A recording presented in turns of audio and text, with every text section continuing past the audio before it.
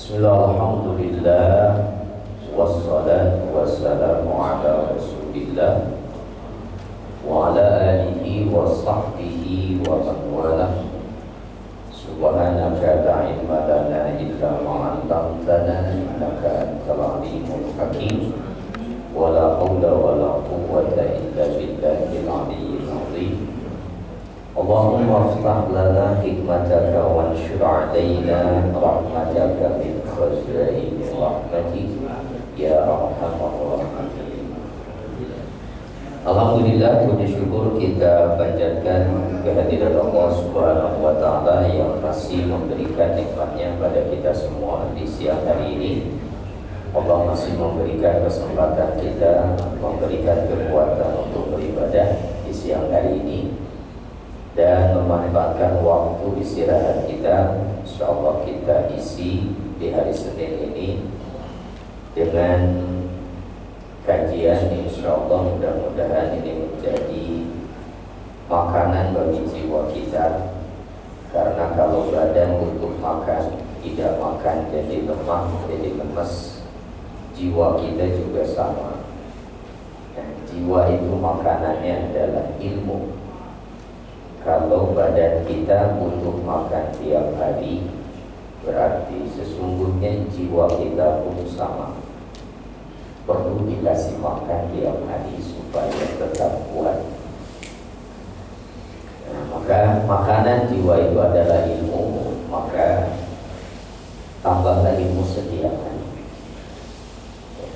Dan hari ini dengan teknologi yang ada, kita bisa memanfaatkan itu untuk mendapatkan ilmu dimanapun, kapanpun. Ya. Jadi tidak harus hadir di majelis, secara online pun kita bisa mendapatkan ilmu hari ini. Baik, kita tidak akan berlama-lama.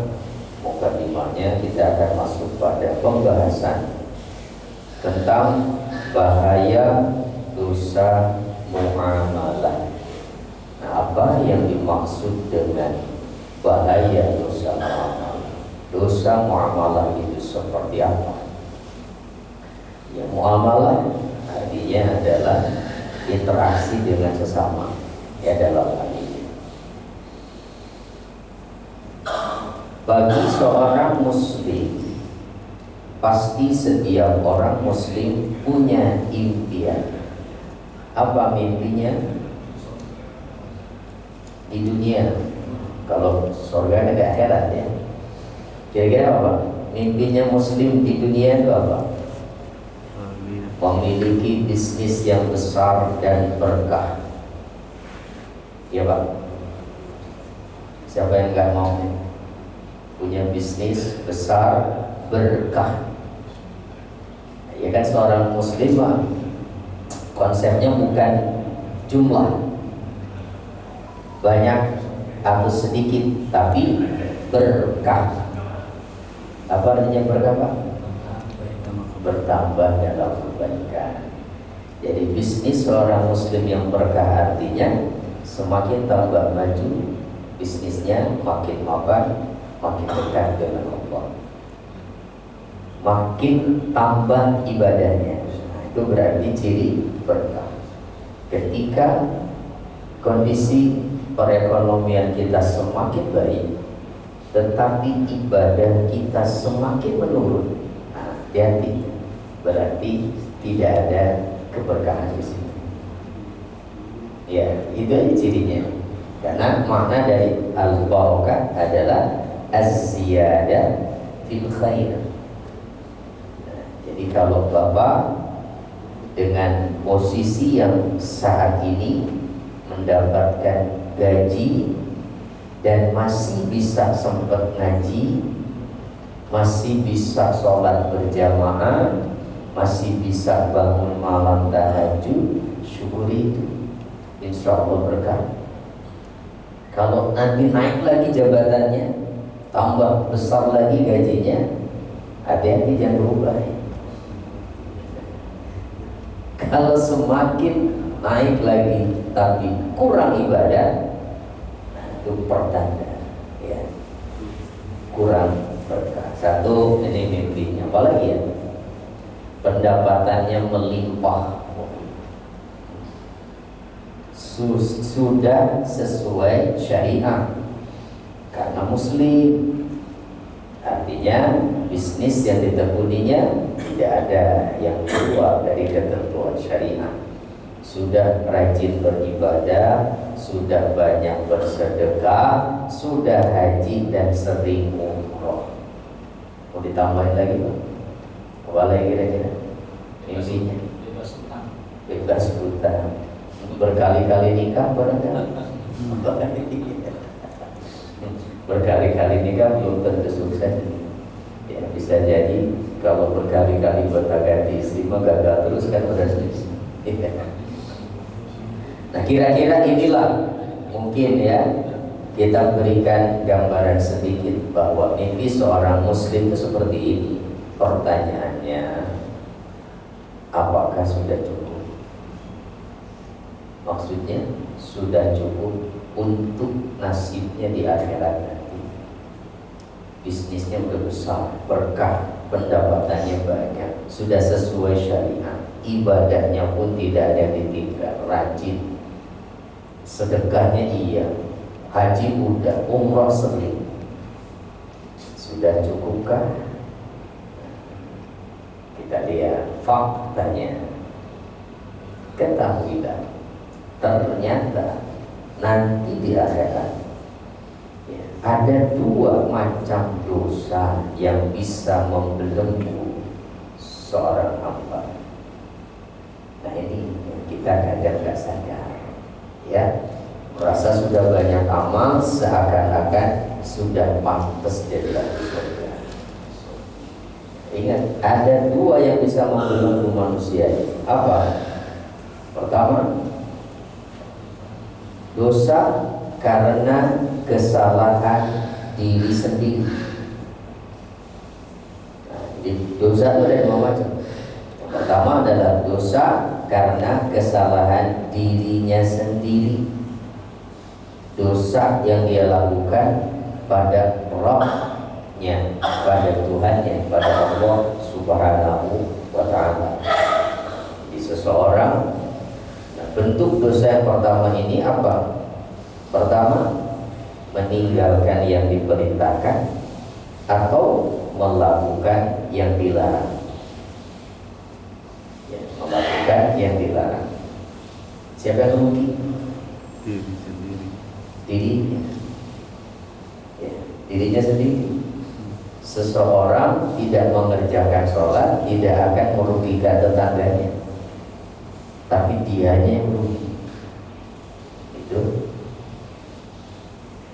bahwa betul ketika ada orang tidak mau sholat beralasan, terserah gue dong, kan yang gak sholat juga gue, gitu. Nah, bukan lu yang rugi. Kadang kan begitu. Ya memang, tapi bagi seorang muslim, dia tidak mau ke surga sendirian, ingin bersama-sama dengan sahabatnya yang waktu dunia bareng-bareng berjuang. Maka ada tawasi bil haq, tawasi bis sabr, saling mengingatkan agar bersama-sama bukan hanya di dunia tapi sampai di akhirat, sehingga ada kepedulian gitu ya. Dan harusnya bersyukur ketika ada kawan mengingatkan. Kan berarti secara tidak langsung adalah itu tanda kasih sayang Allah ya, menghadirkan seorang kawan yang mau mengingatkan. Dan yang pertama Pak ya, dosa karena kesalahan diri sendiri. Yang kedua, dosa karena kesalahan kepada orang lain. Inilah yang dimaksud dengan dosa muamalah. Dosa muamalah ini besar sekali dan berat. Ya, dosa karena kesalahan kita kepada orang lain. Sholatnya rajin, tidak ada yang ditinggal, bahkan tahajudnya pun tiap malam, sedekahnya banyak, tapi lisannya tajam. Banyak orang yang merasa tersakiti dengan kata-katanya. Nah, waspada yang seperti itu. Kelihatannya banyak pahala, tapi nanti kita lihat ya. Nah, dan ternyata dosa muamalah itu tidak dapat ditobati secara langsung. Kan gini Pak, kalau kita berdosa kepada Allah, kita tidak sholat, kalau mau tobat tinggal langsung tobat, minta ampun pada Allah, menyesali perbuatannya yang tidak sholat, lalu dia mencabut diri sejak saat itu selalu sholat. Dan yang ketiga, berazam, termasuk mencabut diri ini, kalau penyebab dia tidak sholat adalah karena persahabatannya dengan seseorang, maka dia rela memutuskan persahabatan itu. Karena teman ini saya jadi gak sholat, berarti kalau betul tobat, saya gak akan berteman lagi dengan dia. Nah, itu berarti benar tobat. Yang kedua, ketiga, azam, di hatinya bertekad kuat bahwa ia tidak akan pernah mengulang itu lagi. Cukup mohon ampun pada Allah, insya Allah diterima tobatnya. Bahkan dosa yang besar sekalipun seperti syirik, mempersekutukan Allah, pernah terlibat perbuatan syirik, dosa syirik diampuni atau tidak? Orang yang pernah berbuat syirik diampuni atau tidak? Di mana Pak? Diampuni kan? Diampuni ya, insya Allah. Walaupun di satu ayat di surat An-Nisa 48 kan ada, innallaha la yaghfiru ayyushraka bihi wa yaghfiru ma duna dzalika liman yasha. Sesungguhnya Allah tidak akan mengampuni dosa syirik dan akan mengampuni dosa selain itu pada siapa yang Dia kehendaki. Itu gimana maksudnya? Bahwa Allah tidak akan mengampuni dosa syirik. Apakah orang yang lalu pernah berbuat syirik dia nggak perlu tobat karena nggak akan diampuni dosanya? Gimana tuh Pak? Nah, ya untuk menjawab itu, ternyata jawabannya ada di Al-Quran juga. Surat Az-Zumar ayat 53. Az-Zumar 53, Allah berfirman, Qul ya ibadiyalladzina asrafu, katakan Muhammad, wahai hamba-hambaku yang telah melampaui batas dalam berbuat maksiat terhadap dirinya, melampaui batas terhadap dirinya dalam berbuat maksiat, la taqnatu min rahmatillah, jangan kalian putus asa dari rahmat Allah. Kenapa? Innallaha yaghfiru dzunuba jami'an, karena sesungguhnya Allah akan mengampuni dosa semuanya tanpa kecuali.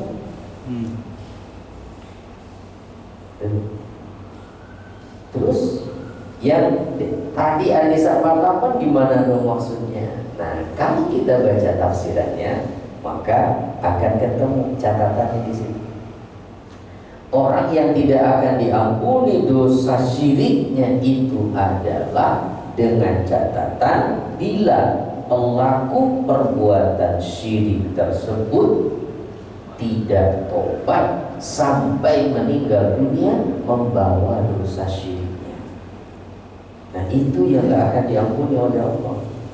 Artinya, jika selama dia masih hidup sempat bertobat sebelum meninggalnya, masih ada harapan diampuni oleh Allah. Dan kalau sampai dibawa mati ke akhirat, bahkan bukan hanya tidak diampuni, tertolak untuk mendapatkan syafaatnya Rasulullah SAW. Kata Nabi, "Wahia na'ilatun kullaman mata min ummati la yusyriku billahi syai'an." Syafaatku itu akan diperoleh oleh setiap orang dari umatku yang dia mati dalam keadaan tidak mempersekutukan Allah. Jadi syaratnya dapat syafaat Rasulullah tidak terlibat syirik. Nah, jadi kalau begitu berarti semua perbuatan dosa kita kepada Allah, termasuk yang paling puncak dosa syirik, bisa bersih asalkan tobat yang sebenarnya. Tapi kalau dosa muamalah yang tadi, dosa kita kepada tetangga, dosa kita kepada rekan kerja, dosa kita kepada sesama manusia, tidak akan bisa diampuni. Walaupun jungkir balik kita istighfar mohon ampun pada Allah,